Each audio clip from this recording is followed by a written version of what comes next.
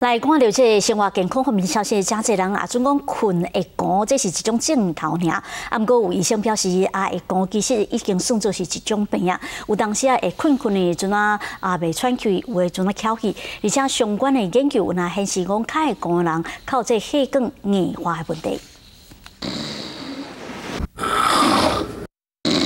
有人困的时阵会寒声音，佫会吵着互边的人困袂去。毋过会寒的人，毋但会吵着别人，其实上直接的影响嘛是家己的健康。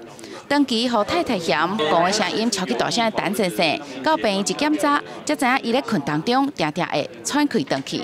呼吸中止操都一般，他说标准是5下，每小时5下以下，我操到10几下了。 呼吸中止操15、16次左右。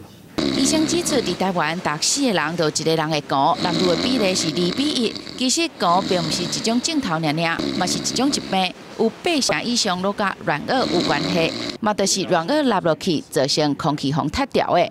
若无处理，上歹情形就是惊忽然间会无喘气死去。很明显的呼吸中止。 然后他就在睡梦中猝死，这个在过去的报告的确有看过这样的案例。有打鼾的患者呢，他动脉硬化的程度会比正常人来得高。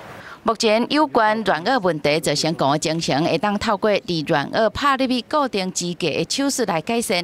安尼治疗定需要局部麻醉，手术的时间大约20分钟。不过因为健保无给付，费用大约要4万块左右。记者林前梅区发在台北报道。